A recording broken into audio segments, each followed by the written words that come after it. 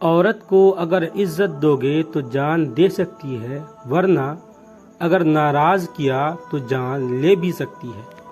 ایک مسافر نے کنویں سے پانی بھرتی عورت سے مانگ کر پانی پیا۔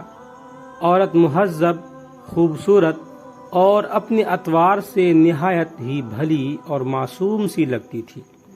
آدمی نے پوچھا، تم نے کبھی عورتوں کی مکاری کے بارے میں تو نہیں سنا ہوگا؟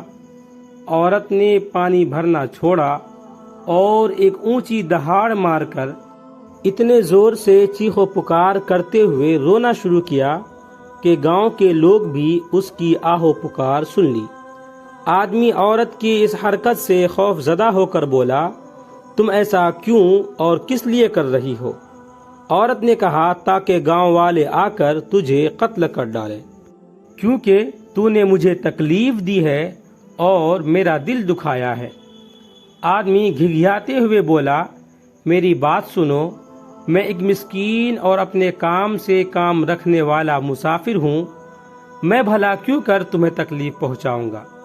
میں تو بس تمہاری معصومیت سے متاثر ہوا تھا، تو پوچھ بیٹا کہ تم نے تو یقیناً عورتوں کی مکاری کے بارے میں کبھی نہیں سن رکھا ہوگا۔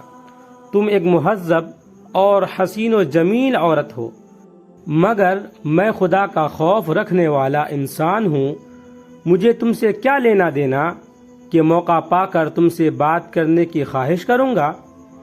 اس بار عورت نے اپنا مشکیزہ اٹھا کر اپنے اوپر انڈیل کر اپنے آپ کو پانی سے تربتر کر لیا۔ آدمی کی حیرت اس بار اور بھی دو چند ہو گئی۔ پوچھا، اب کیا ہوا کہ تم نے اتنی محنت سے کنویں سے نکالا پانی اپنے اوپر ڈال کر اپنے آپ کو بھگو لیا؟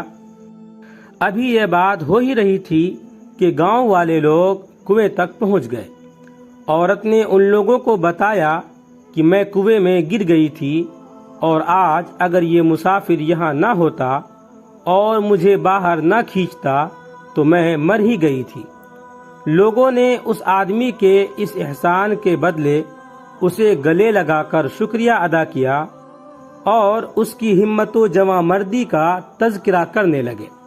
گاؤں کے لوگوں کے ساتھ عورت واپس جانے لگی تو اس آدمی نے پوچھا، اپنی ان دونوں حرکتوں کے پیچھے تمہاری کیا حکمت و دانائی تھی، یہ تو بتاتی جاؤ۔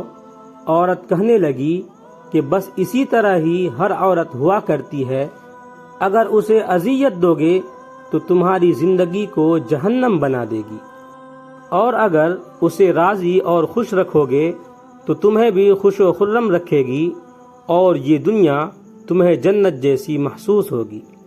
ویڈیو اچھا لگے تو لائک کریں، کمنٹ کریں، شیئر کریں، اور اس طرح کے مزید ویڈیوز کے لیے چینل کو سبسکرائب ضرور کریں۔